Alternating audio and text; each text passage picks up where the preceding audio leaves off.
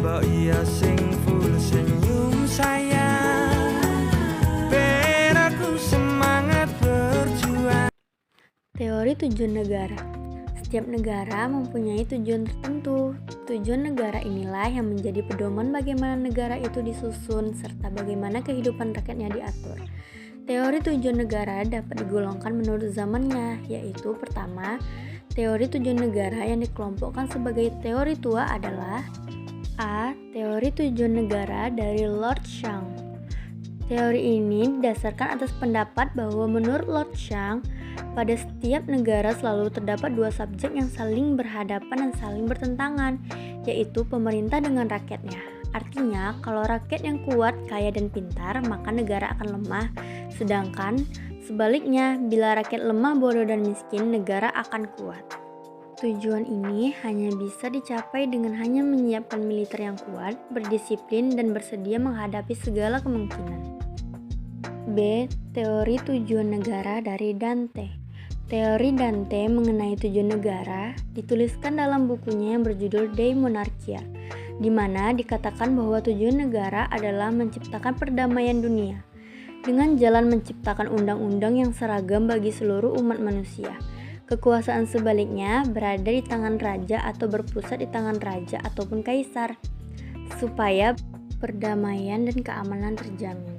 Menurut Dante, perlu dihindari setiap peperangan dan perpecahan guna memperoleh ketentraman. Dan secara tersirat sesungguhnya tujuan negara bagi Dante adalah menciptakan kerajaan dunia. Yang kedua, teori tujuan negara yang dikelompokkan ke dalam teori modern. Salah satunya adalah teori Immanuel Kant. Tujuan negara menurut Immanuel Kant adalah menegakkan hak-hak dan kebebasan warga negara atau kemerdekaan individu. Untuk menjamin kebebasan individu berupa jaminan perlindungan HAM harus diadakan pemisahan kekuasaan seperti trias politika. Klasifikasi tujuan negara J. Behrens. Beliau mengemukakan klasifikasi tujuan negara dalam bukunya De Wetenschap de Politik atau ilmu politik. Menurut J. Behrens, klasifikasi tujuan negara dikelompokkan atas dua dasar, yaitu A. Tujuan negara yang sebenarnya atau yang asli dan utama meliputi A. Pemeliharaan ketertiban dan keamanan. Yang kedua, pemeliharaan kesejahteraan umum dalam arti yang seluas-luasnya yang melampaui tujuan poin 1 di atas. B. Tujuan negara yang tidak sebenarnya untuk mempertahankan kedudukan kelas yang berkuasa. Ia mengatakan bahwa dalam negara modern selalu ada aparatur negara dan pejabat negara yang berusaha mempertahankan kedudukan dan kekuasaannya, tidak menjalankan tujuan negara yang sebenarnya. Tujuan negara ditentukan oleh cara pandang suatu masyarakat mengenai sifat hakikat negara, sedangkan cara pandang tersebut bergantung pada landasan falsafah yang dianut. Sesuai dengan landasan falsafah Indonesia yaitu Pancasila, menurut pandangan bangsa Indonesia, negara adalah sesuatu sarana atau alat untuk mencapai tujuan bangsa Indonesia, yaitu masyarakat yang adil dan makmur atau keadilan sosial bagi seluruh rakyat Indonesia.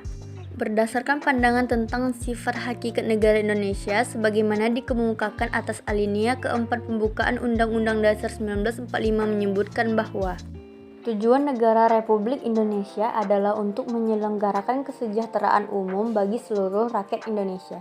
Makna kesejahteraan umum dalam pembukaan Undang-Undang Dasar 1945 sama kualitasnya dengan makna keadilan sosial bagi seluruh rakyat Indonesia dalam sila kelima Pancasila.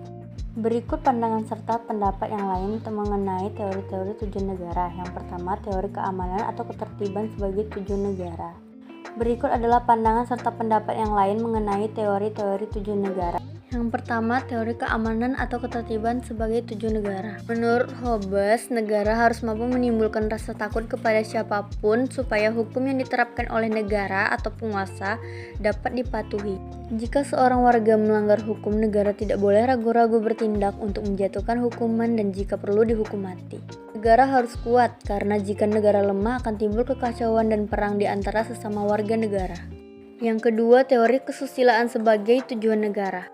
Kedua, teori kesusilaan sebagai tujuan negara. Menurut pandangan Plato, negara bukan alat untuk mencapai tujuan melainkan suatu keluarga besar atau suatu komunitas etis. Ketiga, teori kemerdekaan sebagai tujuan negara kemerdekaan. Pandangan demikian bukan hanya terdapat dalam teori Jean Bodin tentang summa potestas, tetapi juga dalam gagasan Montesquieu tentang trias politica. Dan yang keempat, teori kesejahteraan sebagai tujuan negara. Untuk melayani masyarakat, pemerintah harus memiliki ruang kebebasan bertindak atas inisiatif sendiri sesuai dengan situasi dan kondisi nyata. Kebebasan pemerintah atau aparat pemerintah untuk bertindak atas imunitas kedaulatan negara di forum pengadilan negara asing. Pembicaraan tentang tujuan negara tidak secara khusus dibicarakan tersendiri, karena tujuan negara itu menentukan segala keadaan dalam negara. Maka, orang biasanya menyelipkan pembicaraan tentang ajaran tujuan negara ini dalam ajaran keseluruhannya untuk menentukan sifat daripada ajarnya. Só de nave ela não resistiu. Quando viu nós passar, fez assim.